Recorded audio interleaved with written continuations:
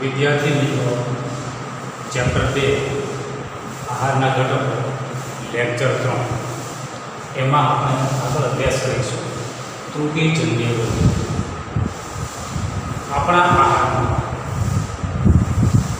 લાંબા સમય સુધી પોષક ઘટકોની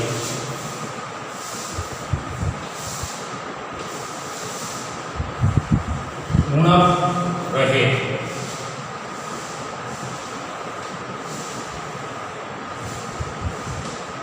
ત્યારે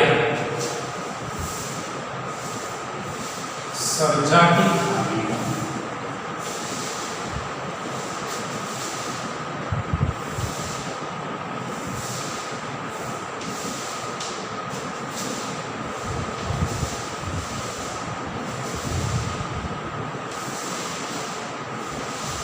ત્રુટિજન્ય રોગો કહે છે. આપણા આહારમાં પોષક ઘટકો એટલે કે કાર્બોહાઈડ્રેટ, ચરબી, પ્રોટીન, વિટામિન, ખનિજ ક્ષાર આ પોષક ઘટકની ઉણપ જો લાંબા સમય સુધી રહે તો તેના કારણે શરીરમાં જે ખામી સર્જાય તેને ત્રુટિજન્ય રોગો કહેવાય છે. તો પોષક ઘટકોમાં પ્રોટીન, જો આહારમાં પ્રોટીનની ઉણપ લાંબા સમય સુધી રહે તો તેના કારણે વ્યક્તિની વૃદ્ધિ અટકી જાય છે, બાળકની વૃદ્ધિ અટકી જાય છે, તેનો ચહેરો ફૂલી જાય છે, વાળનો રંગ ફીકો પડે છે, ત્વચાના એટલે કે ચામડીના રોગો રહે છે અને ઝાડા થાય છે.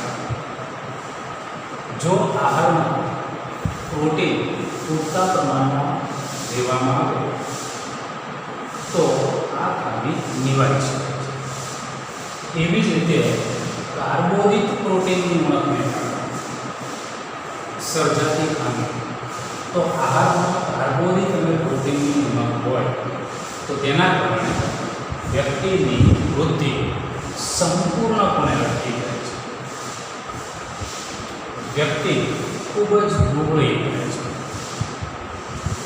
તેના શરીરમાં અશક્તિ આવે છે, તે ચાલવા માટે અસમર્થ બને છે. આ ત્રુટિજન્યથી થતા રોગોની ખામી નિવારવા માટે સમતોલ આહાર,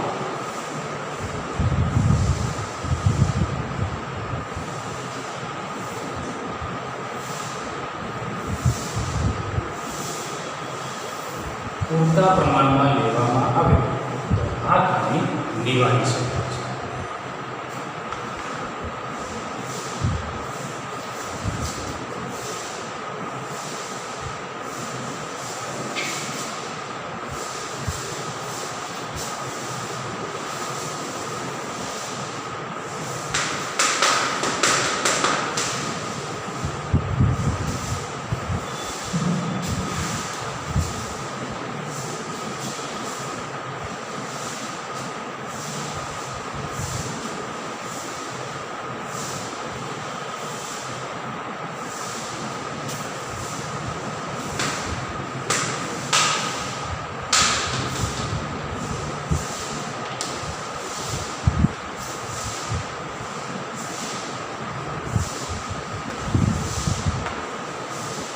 તો વિવિધ પોષક ઘટકો વિટામિન એ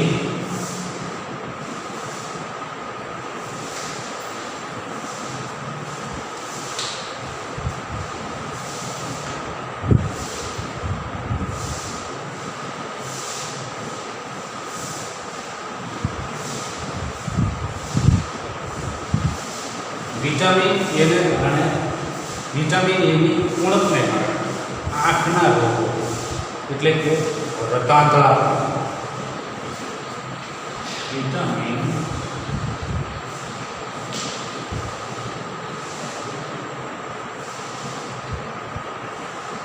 એની ઉણપથી રતાંતળા,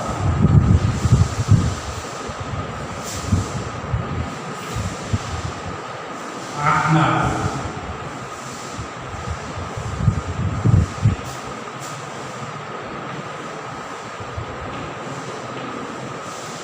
દ્રષ્ટિ ચેતા આપનાર રોગો થાય છે. એના લક્ષણો: આંખની દ્રષ્ટિ એટલે કે આપણી દ્રષ્ટિ નબળી પડે છે, રાત્રે ઓછું દેખાય છે, ક્યારેક સંપૂર્ણપણે દેખાતું બંધ થઈ જાય છે. ફરીથી વિટામિન એની ઉણપથી આંખના રોગો એટલે કે આંધળા થાય છે. વિટામિન B1ની ઉણપ: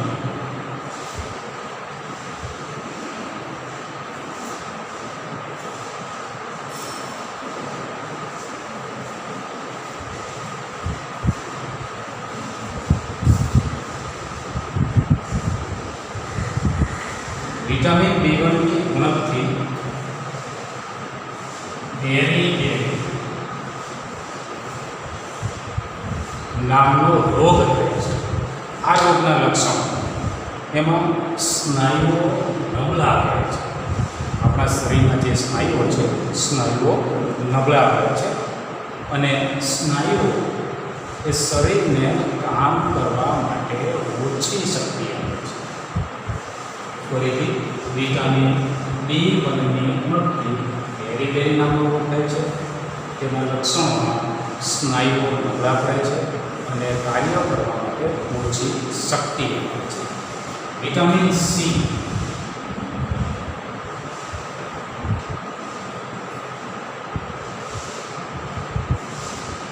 ની ઉણપથી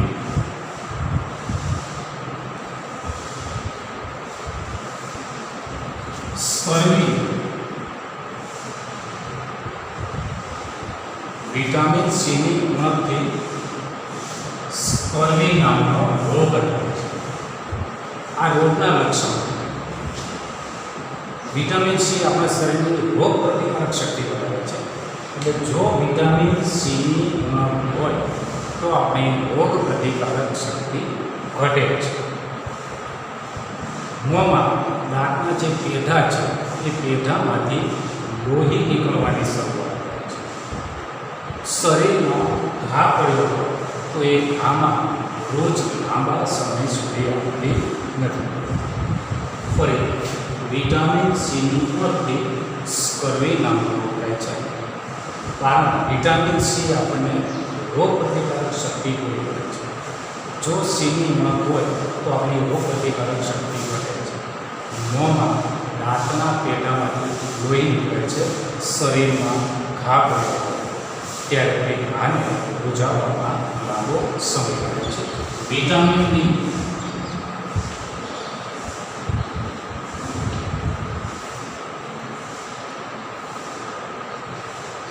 ની ઉણપથી સુક્તાન.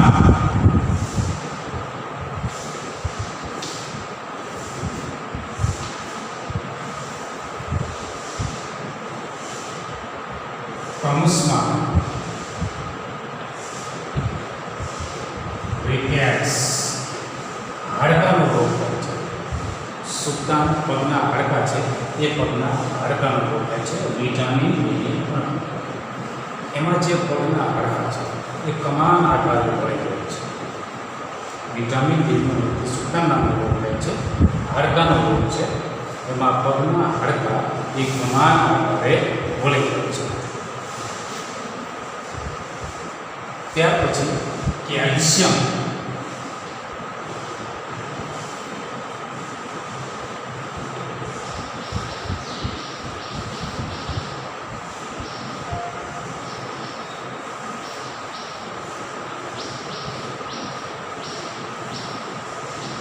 કેલ્શિયમની ઉણપથી હાડકાં અને દાંતના રોગ.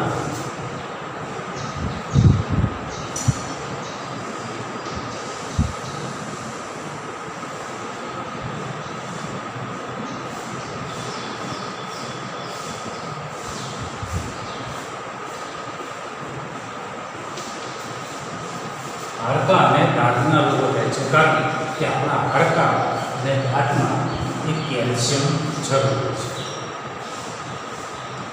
એના લક્ષણો: તો હાડકાં અને દાંતમાં જો કેલ્શિયમની ઉણપ થાય તો તેમાં સડો થાય છે. આયોડિન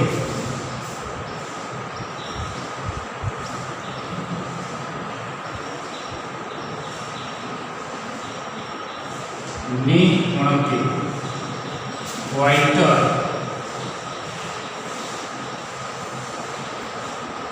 આયોડિનની ઉણપથી વાઇટર નામનો રોગ થાય છે. એનું બીજું નામ છે ગલફંડ. આયોડિનની ઉણપ વધારે તો એના કારણે ગળાના ભાગમાં એક ગ્રંથિ આવેલી છે. એ ગ્રંથિ ફૂલી જાય છે એટલે ગળામાં ગાંઠ થયું હોય તે પ્રમાણેનું લક્ષણ છે. બાળકમાં આયોડિનની ઉણપને કારણે તેનો માનસિક વિકાસ અટકે છે. એટલે નાના બાળકોને ખાસ આયોડિન પૂરતા પ્રમાણમાં મળી રહે એ ખૂબ જ જરૂરી છે. હવે આયોડિન એ સામાન્ય તો આયોડિન એકદમ મીઠું આપણા ખોરાકમાં મીઠું જે છે એ આયોડિન લેવાથી આયોડિન મળી રહે છે. એ સિવાય દરિયાઈ ખોરાક એટલે કે દરિયાઈ જે પ્રાણીઓ છે ઝીંગા, માછલી, કરચલા એ પ્રકારના ખોરાકમાંથી પણ આયોડિન મળે છે. આયર્ન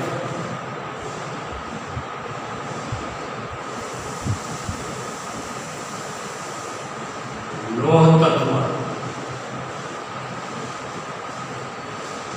આપણા શરીરમાં જે રુધિર છે લોહી એ રુધિર બનવા માટે આયર્નનો ખૂબ જ જરૂર છે. જો આયર્નની ઉણપ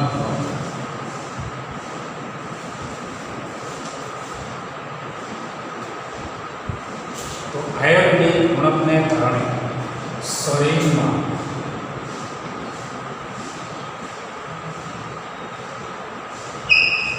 નબળાઈ વધે છે. થોડું પણ કામ કરીએ તો થાકી જવું છે. શ્વાસોશ્વાસની ક્રિયામાં મુશ્કેલી પડે છે.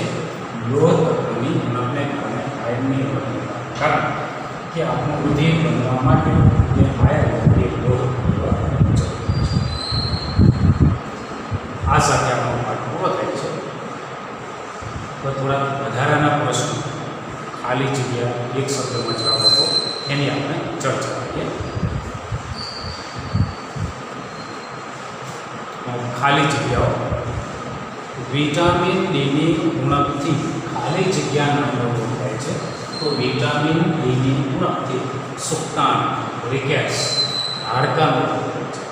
જેમાં પગના હાડકાં કમાન આધારે વળી જાય છે. ખાલી જગ્યાની ઉણપથી બેરી નામનો રોગ થાય છે. તો વિટામિન B1ની ઉણપથી બેરી નામનો રોગ થાય છે. વિટામિન Cની ઉણપથી ખાલી જગ્યા રોગ થાય છે. તો વિટામિન Cની ઉણપથી સ્કર્વી નામનો રોગ થાય છે. જેમાં શરીરની રોગ પ્રતિકારક શક્તિ ઘટે છે. આપણા આહારમાં આપણા ખોરાકમાં ખાલી જગ્યાની ઉણપને કારણે રતાંધળા એટલે કે આંખના રોગો થાય છે.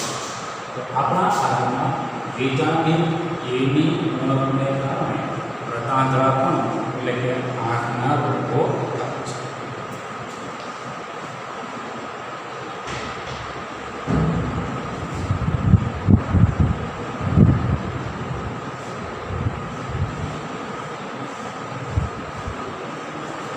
પોષક દ્રવ્યો કે જે આપણા શરીરને મુખ્યત્વે ઊર્જા પ્રદાન કરે છે. તો તે પોષક દ્રવ્યો કઈ? પોષક દ્રવ્યો જે આપણા શરીરને મુખ્યત્વે ઊર્જા પ્રદાન કરે છે તે પોષક દ્રવ્યો. તો તે પોષક દ્રવ્યો બે છે, કાર્બોદિત અને ચરબી. કાર્બોદિત અને ચરબી એ આપણને ઊર્જા પૂરી પાડે છે. ચરબીમાંથી કાર્બોદિત કરતાં બમણી ઊર્જા આપે છે. ઊર્જા એટલે શક્તિ. પોષક દ્રવ્યો કે જે આપણા શરીરની વૃદ્ધિ માટે અને સમારકામ માટે એટલે શરીરમાં ઘસારો પડ્યો ક્યાંય શરીરમાં ઘા પડ્યો એટલે કે વાગ્યું થયું તો એના સમારકામ માટે શું જરૂરી છે? તો તેના સમારકામ માટે પ્રોટીન જરૂરી છે. શરીરની વૃદ્ધિ માટે અને શરીરમાં ઘા પડ્યો હોય ત્યારે તે ઘાના સમારકામ માટે પ્રોટીન જરૂરી છે. વિટામિન કે જે આપણી સારી દ્રષ્ટિ માટે જવાબદાર છે. એટલે કે કયું વિટામિન આપણી સારી દ્રષ્ટિ માટે જવાબદાર છે? તો વિટામિન એ આપણી સારી દ્રષ્ટિ માટે જવાબદાર છે.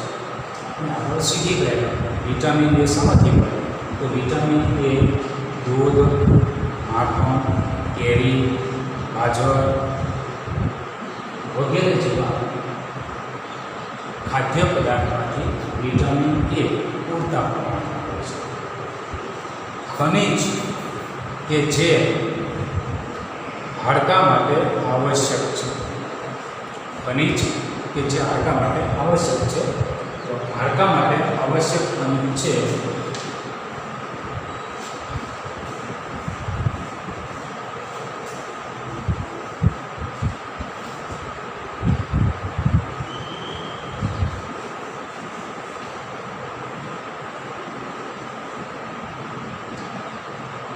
કેલ્શિયમ અને ફોસ્ફરસ. આપણા શરીરના હાડકાં માટે કેલ્શિયમ અને ફોસ્ફરસ જરૂરી છે. કેલ્શિયમ હાડકાં બંને માટે જરૂરી છે. વિટામિન ડી એ હાડકાં માટે જરૂરી છે. વિટામિન ડી સામાન્ય રીતે ખ્યાલ છે અને છતાં ફરી એક વખત સમજી લો. સૂર્યસ્નાન, દૂધ, માખણ, માછલી, ઈંડા જેવો ખાદ્ય પદાર્થ લેવાથી વિટામિન ડી પૂરતા પ્રમાણમાં મળે છે.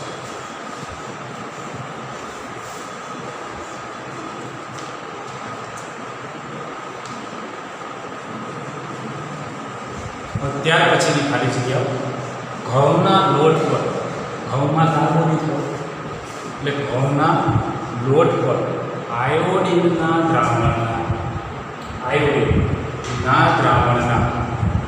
2-3 ટીપા નાખતા તે ખાલી જગ્યા રંગનો બને. ઘઉંના લોટ પર આયોડિનના દ્રાવણના 2-3 ટીપા નાખીએ તો તેનો રંગ કેવો બને?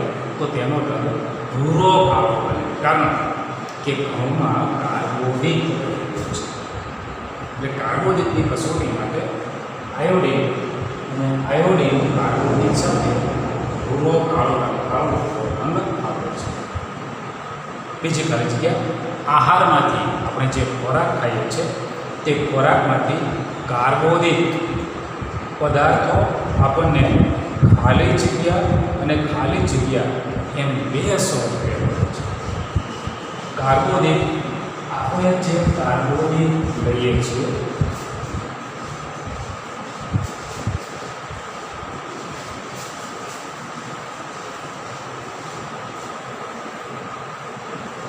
એ કાર્બોદિત આપણા શરીરમાં સ્ટાર્ચ અને શર્કરા સ્વરૂપે હોય છે. કારણ કે આપણા શરીરમાં કાર્બોદિતનું પાચન થઈ સ્ટાર્ચ અને શર્કરા બને છે. અને આ શર્કરાનું એ રુધિરમાં શોષણ થાય છે. આ શર્કરાના દહનથી જ ગરમી અને શક્તિ મળે છે. આહારનો ખાલી જગ્યા ઘટક કાર્બોદિતની સરખામણીમાં બમણી કે તેથી વધુ શક્તિ આપે છે. આહારનો એવો કયો ઘટક છે કે જે કાર્બોદિતની સરખામણીમાં બમણી ગરમી અને શક્તિ આપે છે? એ ઘટક છે ચરબી.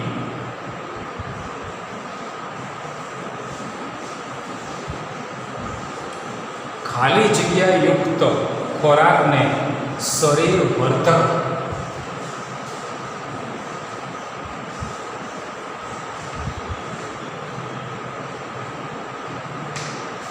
ખાલી જગ્યા ખોરાકને શરીર વર્ધક ખોરાક પણ કહેવાય છે.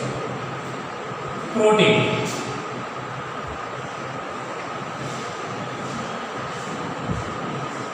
શરીર વર્ધક એટલે શરીરની વૃદ્ધિ માટે પ્રોટીન, એટલે શરીર વર્ધક ખોરાક તરીકે પ્રોટીન છે.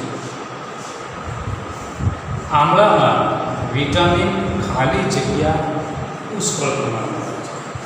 આમળામાં વિટામિન સી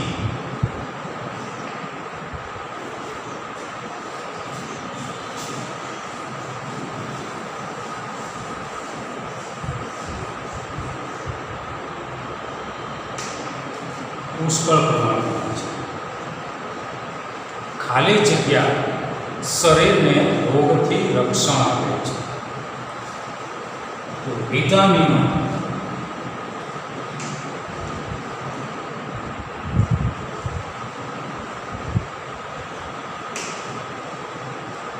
વિવિધ વિટામિનો એ શરીરને રોગ સામે રક્ષણ આપે છે. ચોખા, આપણે જે ભાત ખાઈએ છીએ એ ચોખા એ ખાલી જગ્યાથી સમૃદ્ધ ખોરાક છે. તો ચોખામાં પુષ્કળ પ્રમાણમાં કાર્બોદિત હોય છે, એટલે કે ચોખા એ કાર્બોદિતથી સમૃદ્ધ હોય છે. કઠોળમાંથી આપણને આહારનો કયો પોષક ઘટક મળે છે? તો કઠોળમાંથી આપણને આહારનો પોષક ઘટક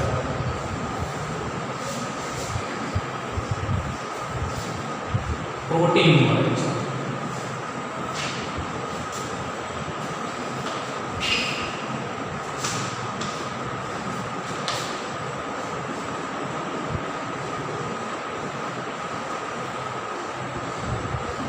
કઠોળમાંથી પ્રોટીન મળે છે. સોયાબીનમાં પુષ્કળ પ્રમાણમાં પ્રોટીન હોય છે. સૂર્યના કોમળ કિરણ, સવારમાં જે સૂર્યપ્રકાશ આવે એ સૂર્યપ્રકાશના કોમળ કિરણ આપણા શરીર ઉપર પડવાથી શરીરમાં કયું વિટામિન ઉત્પન્ન થાય છે? તો આપણા શરીરમાં વિટામિન ડી ઉત્પન્ન થાય છે.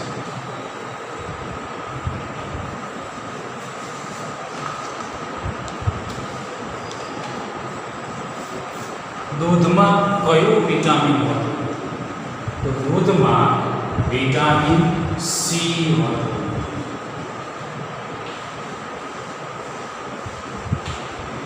કારણ કે વિટામિન સી ખાટા ફળોમાંથી મળે છે અને દૂધમાં એવો ખાટો પદાર્થ હોતો નથી, એટલે દૂધમાં વિટામિન સી હોતું નથી. ખાટા ફળોમાં કયું વિટામિન વધુ પ્રમાણમાં હોય છે? ખાટા ફળોમાં વિટામિન સી વધુ પ્રમાણમાં હોય છે. સુક્તાન નામનો રોગ શાની ઉણપને કારણે થાય છે? કયા વિટામિનની ઉણપને કારણે થાય છે? તો સુક્તાન નામનો રોગ વિટામિન ડીની ઉણપને કારણે થાય છે. ગોઈટર કયા ખનિજ ક્ષારની ઉણપથી થાય છે? ગોઈટર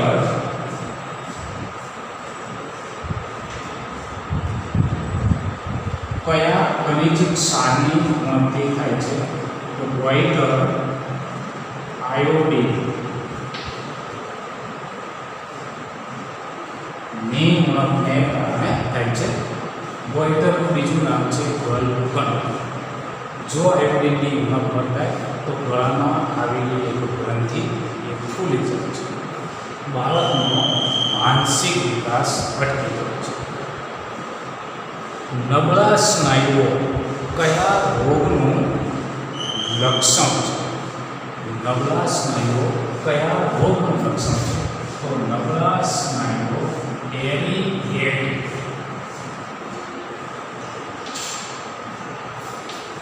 નામના રોગનું લક્ષણ છે. વિટામિન B1ની ઉણપને કારણે થાય છે. અને વિટામિન B1 આખા ધાન્ય, કઠોળ, દૂધ, માખણ વગેરે ખોરાકમાંથી મોટા પ્રમાણમાં મળી રહે છે.